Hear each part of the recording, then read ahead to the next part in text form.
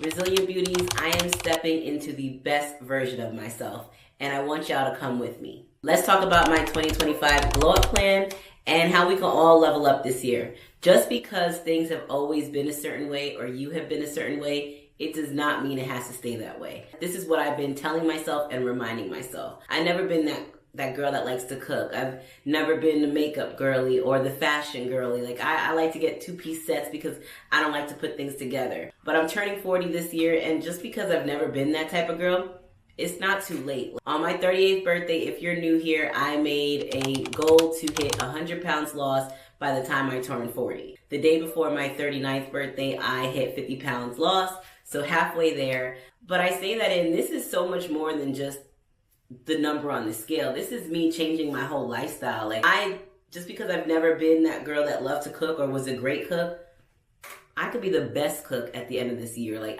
you can do whatever you want. And the world that we live in right now is just crazy. There's so much things out of our control. So I'm focusing on all the things that I can control.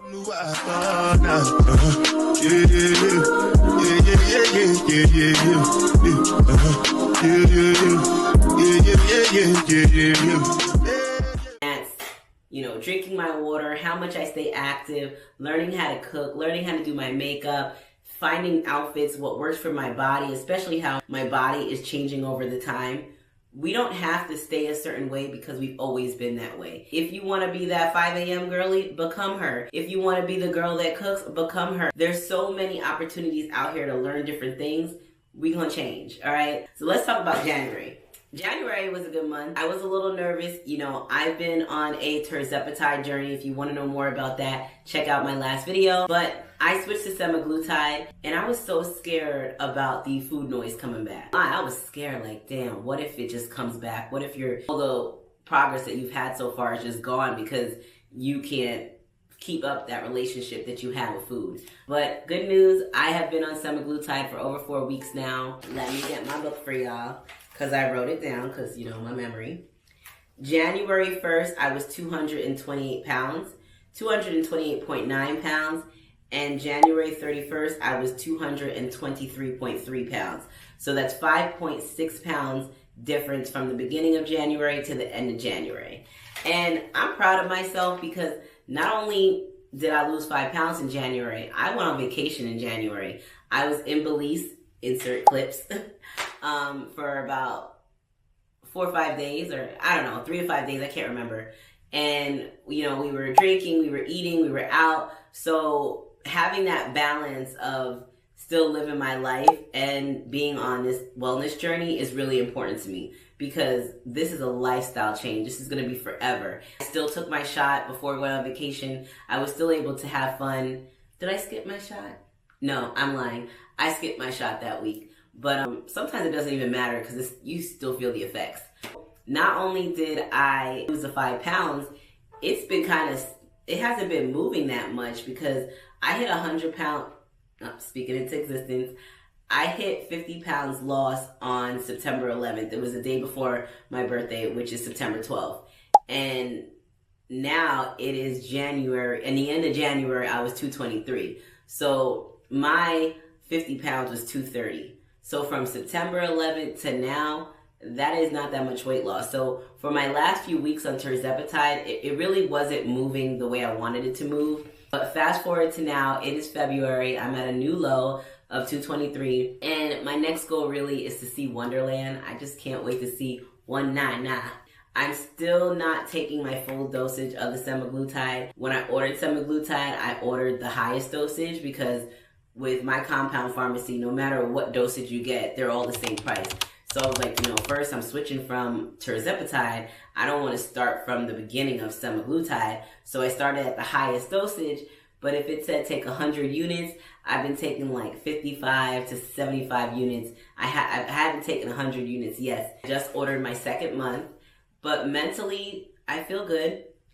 The other day, took my shot, I think Thursday night, my 4th shot, and I went out to Miami. Me and the girls went to Miami Saturday, insert clip, and I could not hang. Like, I basically ate at the rest. I did have a croissant before I left the house, and a shot and some drinks on my way to Miami.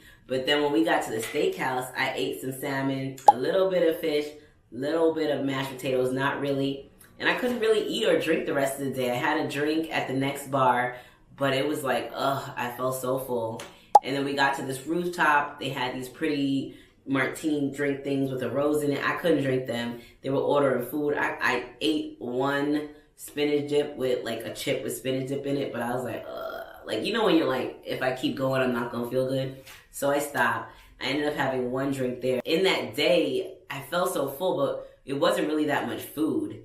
I just couldn't hang that day. And then the next day, which was Sunday, which was yesterday, I did have some McDonald's, and then after McDonald's, I had dinner, but I was so full from the McDonald's, I just felt like, ugh. So I definitely think that semaglutide is doing what it needs to do, because I didn't even finish my McDonald's. Today, I'm really just focusing on eating things that are going to help me on my journey. Like this morning, I had a tuna salad sandwich, and that was really good. It was nice and crunchy. It had a nice flavor, and it was a good protein meal between the tuna and the eggs in there. So just focusing on high protein, low carb, more water, and getting 10K steps a day. Oh, let's not forget that. In January, I didn't get 10K steps a day every day. I got 25 days out of 31, which is about 8%. So if we just assume I got a B for January, okay? When it comes to steps, I got a B. I'm proud of myself because usually in the past, like once, let's say if I was saying 10K steps a day and then I messed up, I would have just forget it for the whole month. But here, I went 22 days straight, right?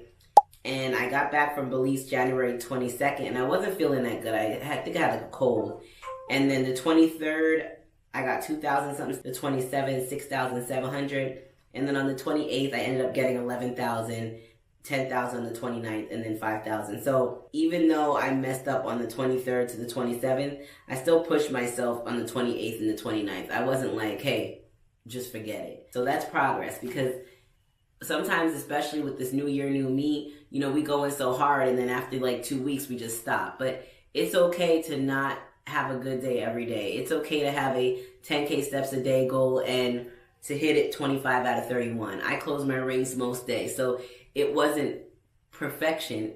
It's all right. So my point is, just because you have a little hiccup, just keep on going. It's gonna be all right. It was my January, so my steps was good. My water could have been better as usual.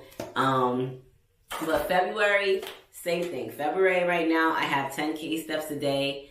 I'm focusing on how much sleep I'm getting, and I'm part of this like gratitude challenge that one of my friends is hosting. So it's more like, you know, spending 30 minutes of gratitude, getting your steps, getting your sleep. I haven't really been doing the 30 minutes of gratitude, but it's not too late. It's only February 3rd. So I'm looking forward to leaving the 220s in February. So if I'm 223 now, like in March, I want to see 215, you know, like if I don't get to my Wonderland, because I ain't getting a Wonderland. I'm not trying to lose 23 pounds in the next month. Like, it's not happening for me, okay? Like, but even to see 210 by the time that we go on spring break, that will make me excited. I have these Post-it notes that I hang in my closet. I'll show y'all that. And it felt so good to remove those Post-it notes and then have to add more, because I only put like 30, 20 Post-it notes at a time. And the fact that 199 is on the wall is just insane to me. And it's like, it doesn't feel like it's impossible. Because at one point when you lose, I lost 100 pounds. I kept it off for 4 years. And then I spent like 5 years trying to get that weight off. So eventually it really started to feel like, yo, this is just, it's not for me this time. Like, I can't do it. And the GLP-1 made it possible. It gave me that help that I needed, that I never knew I needed. And the fact that now 199 is on my wall, like a realistic goal that's not very far, it motivates me. It motivates me because I've been keeping my word to myself. But tell me, if you guys are on a journey, how was your January? There is so much going on in this world, so we're focusing on us, focusing on self-care, focusing on what we can control. We are resilient. We are beautiful. We got this. We got this.